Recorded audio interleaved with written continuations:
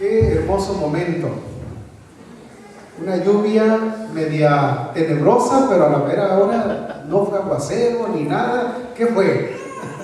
Parecía que nos iba a venir el aguacero solamente para probar nuestra fe. Y si pudo venir la hermana Marta Amador, podrían haber venido más todavía. Hermana Marta, nos da mucho gusto de su recuperación, que va avanzando de su operación. Amén. Nos da mucho gusto, la hermana fue intervenida quirúrgicamente y sin embargo ya está aquí en la casa de Dios. Eso es para darle la gloria al Señor. Así que yo creo que podría estar más llena la iglesia, sin embargo la lluvia a veces nos atemoriza fácilmente, ¿verdad? Así que, sin embargo, estas palabras son para los que están presentes. Bienaventurados los que estamos en la casa del Señor. Amén. Y nosotros llevamos la bendición y la extendemos a los que no pudieron venir por alguna situación. Así que ellos también van a ser bendecidos. Hermanos, estamos agradecidos con Dios. Estoy contento porque está José junto con su esposa, su niño. Bienvenido, José. Ojalá que toda la semana estés con nosotros, ¿está bien? De verdad, toda la semana podamos gozarnos en este encuentro con Jesús, que se titula, ¿cómo dice? Nada es imposible. Prueba ahora con Jesús. Ese es el título de hoy, pero el título general es Prueba ahora con Jesús. Esta es la intención, ¿verdad? Cada uno de nosotros hemos venido desde anoche y sin duda que el Señor nos va a bendecir. Y el mensaje de esta noche se titula así: nada es imposible para Dios. ¿Cuánto es nada? Nada. Así que nada es imposible para Dios. Lo contrario a nada sería ¿qué? Todo. Y lo contrario a imposible sería que ¿qué? Todo es posible para Dios. ¿Amén? Todo es posible.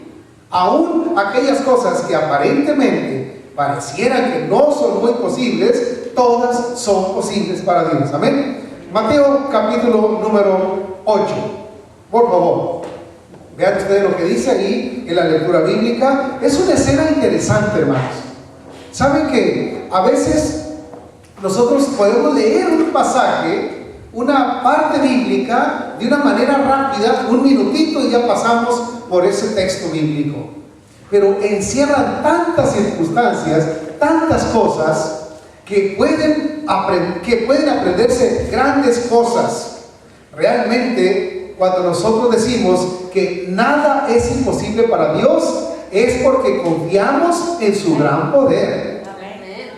Lo que obstruye, lo que impide la manifestación del amor de Dios hacia nosotros, ¿qué es?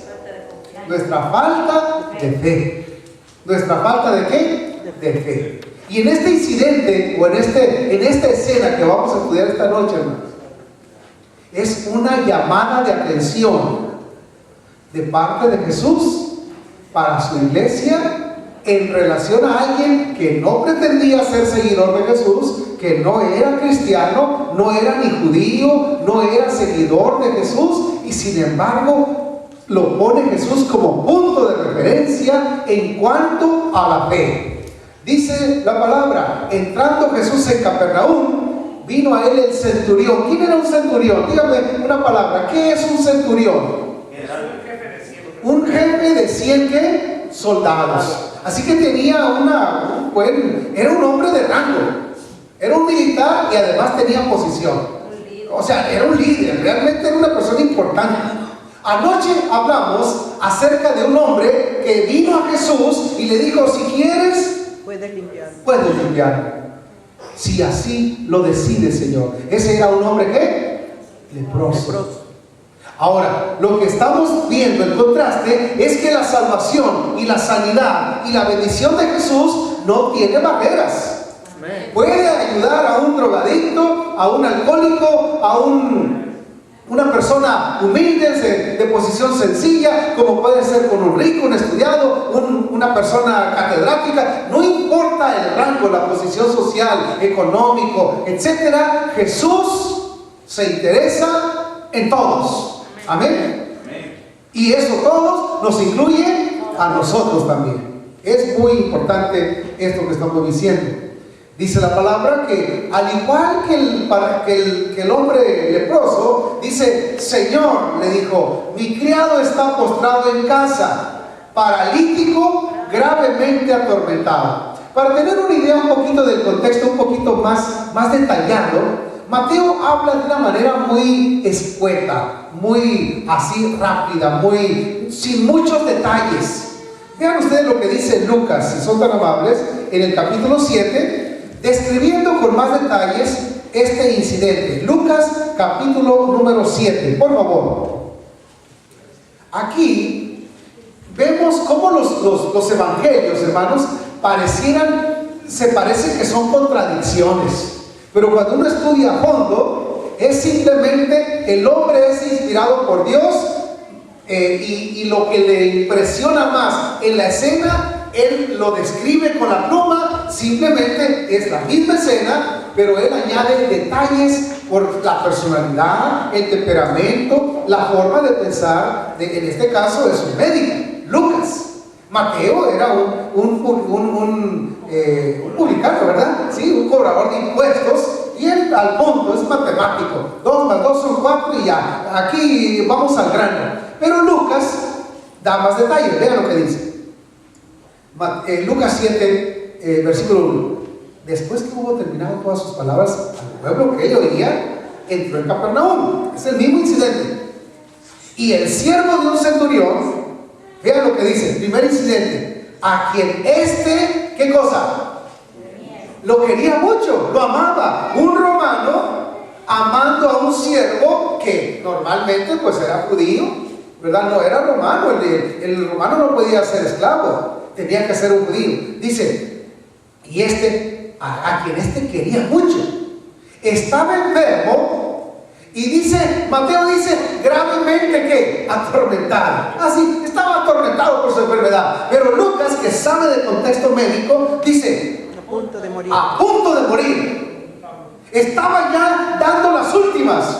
Realmente se estaba muriendo el hombre. Dice, una persona paralítica, hermanos, ya sea del pie, de la mitad del cuerpo, lo que sea, es como si estuviera parte muerta realmente. Por ejemplo, hace un año y fracción, cuando a mí me dio ese parálisis facial externa, se llama Bell's palsy, dijo el médico, en esta parte de mi cara, que la cara, la boca se fue para un lado. No lo puedes controlar. Estás comiendo y mordidotas que me da. No puedes, es una cosa, no lo sientes. En realidad está paralizado, está inmóvil. No tienes control sobre eso. Tu mente dice acción, pero el cuerpo no responde. Un paralítico puede subir una montaña, nadar 10 horas en el mar, etc. En su mente puede hacer eso. Pero si quisiera realizarlo, no puede, porque está paralítico, está casi muerto esa parte. Según el médico Lucas, esta situación le había llevado a tal grado. La parálisis, yo no sé si era muy completa, las piernas, estaba paralizado, no sé qué le haya pasado a este hombre, pero el médico nos dice que estaba a punto de ¿qué? De morir. Quiere decir que estaba grave. Dice aquí el versículo siguiente, cuando el centurión oyó hablar de Jesús, escuchen bien, queridos, cuando el centurión oyó hablar de Jesús, dice, le envió unos ancianos de los judíos. Interesante el detalle, ¿eh? Dice, rogándole que viniese y sanase a su siervo. O sea, le rogó a través de los ancianos, por favor, ven y sana a mi siervo, dijeron los ancianos en nombre del centurión. Verso 4. Y ellos vinieron a Jesús y le rogaron con solicitud, diciéndole, hay una palabrita interesante del apóstol Lucas, es que es digno. Se lo merece. Realmente, Señor, no le puedes negar este gran favor. Es digno de que le concedas esto, Señor. ¿Por qué? Porque ama nuestra nación. Aunque es romano, ama a los judíos. Y nos edificó una iglesia. Nos construyó una sinagoga. Jesús no dijo nada. Simplemente, vamos pues, ¿dónde está el centurión? Fue, dice, con ellos. Dice, pero cuando ya no estaban lejos de la casa, el centurión envió a él unos que ahora manda a unos camaradas, unos amigos, como que este centurión era buena gente. Me late como que era buena persona, hermanos. Los ancianos eran amables con él. Vayan, por favor, díganle, yo soy romano, no soy digno de acercarme a un rabino. No, yo soy pagano, yo soy impío. Ustedes son de la iglesia de él. Díganle que por favor venga a mi casa a sanar al enfermo. Esa era la primera intención. Ya cuando estaban, dice la palabra, que cuando estaban cerca, y hay un pero cuando ya estaban lejos, no lejos de la casa, cerca de la casa, el centurión ahora envía, ¿qué cosa? A unos amigos, y le dice, es el centurión hablando a través de sus amigos: Señor, no te molestes en venir hasta mi casa, pues no soy, ¿qué cosa? Los ancianos dijeron, es digno, pero él dijo a través de sus amigos, no soy digno, Señor, no soy digno de que entres bajo mi techo, por lo que ni aún me tuve por digno de venir a ti. Qué interesante el incidente, cómo lo describe Lucas. Me gusta más cómo Lucas lo describe. Es el mismo incidente, pero Mateo simplemente dice un centurión así, punto. Eso es lo que recibió él, es la impresión que le dio, la impresión del Espíritu Santo. Sin embargo, Lucas, que es más detallista, usa su personalidad, como cualquier profeta, como cualquier escritor bíblico, usa su contexto, su conocimiento, su cultura, su grado de educación para describir lo que Dios le está mostrando en la inspiración. Dios inspira al hombre, pero Dios no le dicta las palabras, ¿está bien? Simplemente Él escribe, dice ahí: y ni aún me tuve por digno de venir a ti, pero di la palabra y mi siervo será sano. Y da una razón, porque dice, también yo soy hombre puesto bajo autoridad y tengo soldados bajo mis órdenes, y digo a este ve y va, y al otro ven y viene, y a mi siervo haz esto y lo hace. Al oír esto, dice que Jesús se maravilló de él, y volviéndose dijo a la gente que le seguía: os digo que ni aún en Israel he hallado tanta fe. Y al regresar a casa, los que habían sido enviados hallaron sano al siervo que había estado enfermo. Qué hermoso, hermanos.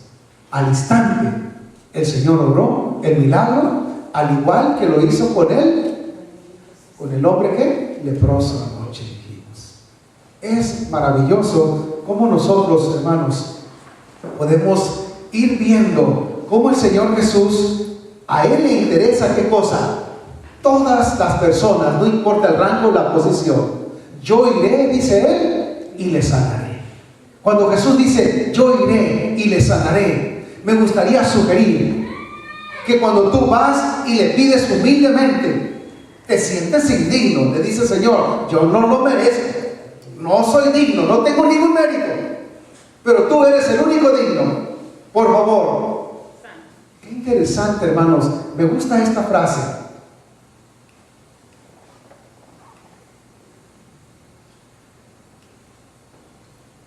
Cuando el soldado le dice: Señor, solamente di una palabra y mi siervo sanará. ¿Qué significa eso para ustedes? La fe que tenía. Una fe, pero fíjense bien lo que está diciendo. Dice: yo también tengo autoridad sobre otros. Yo sé, Señor, que tú sabes también que el pueblo judío está bajo la autoridad ¿de quién?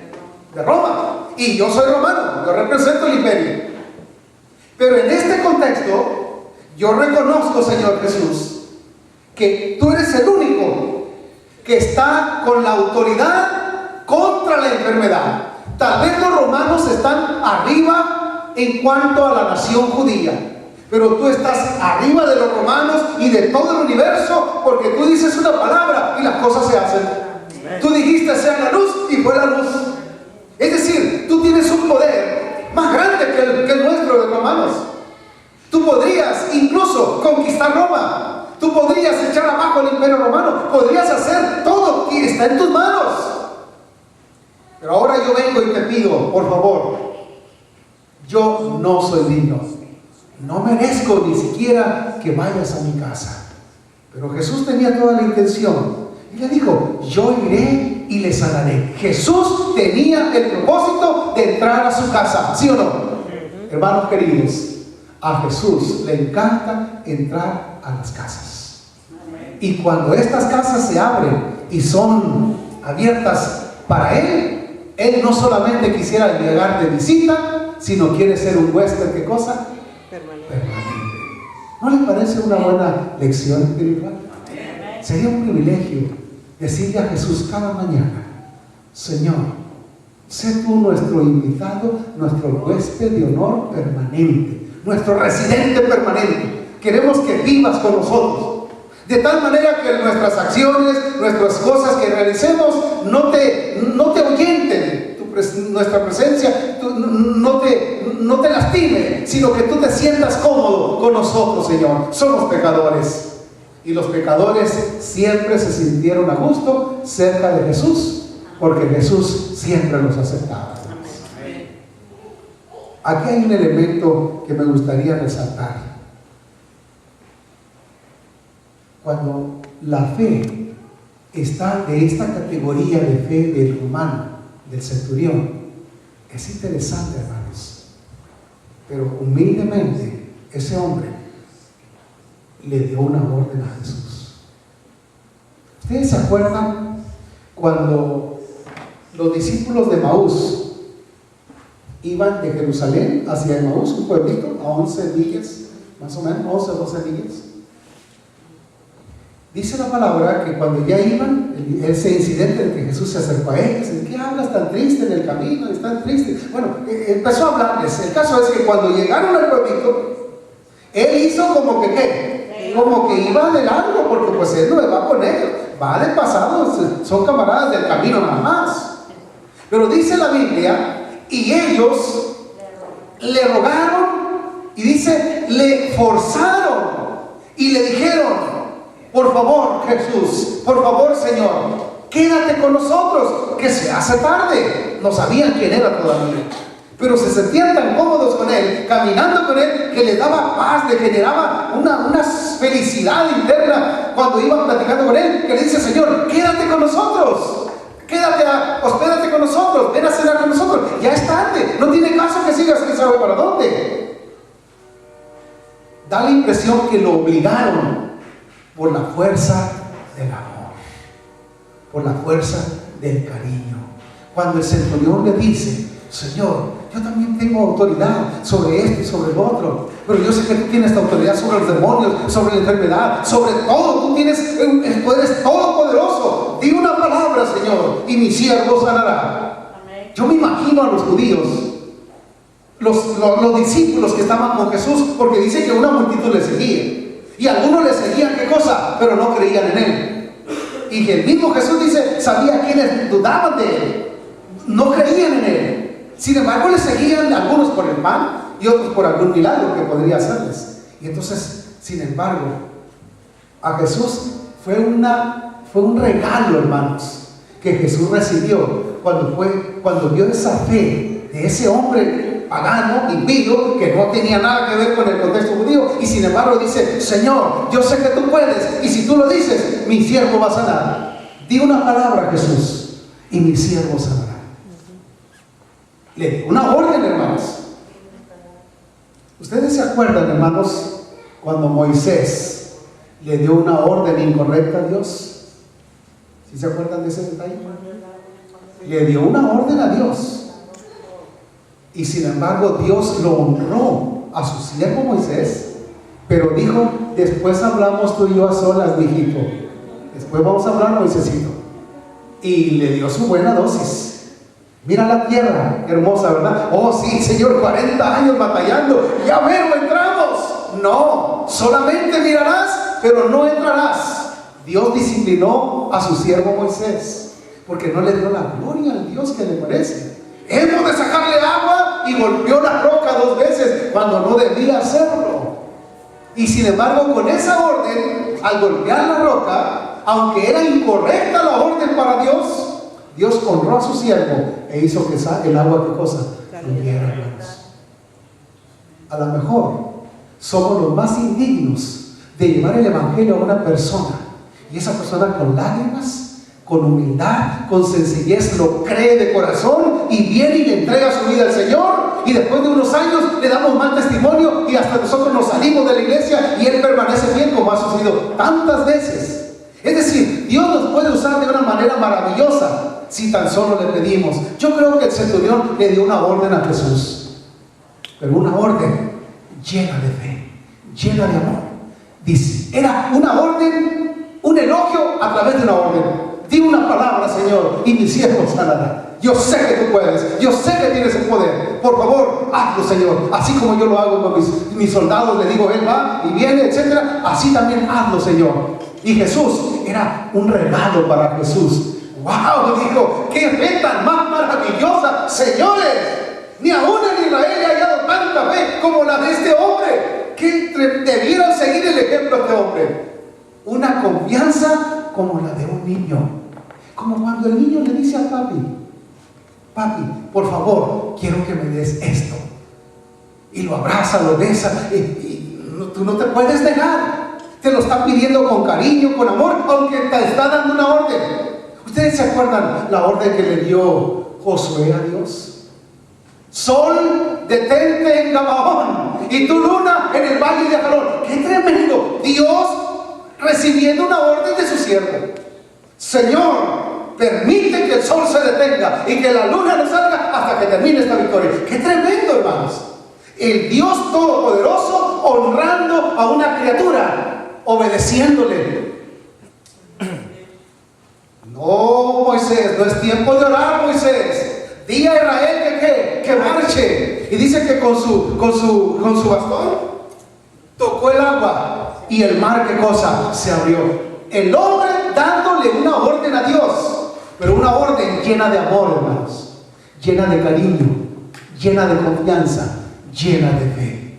Yo creo que la lección más importante que debiéramos sacar en esta hora es: confía a Dios implícitamente, confía a Dios incondicionalmente, no importa la condición, el caso, la situación. Confíale y dile: Señor, por favor, sana a mi hijo.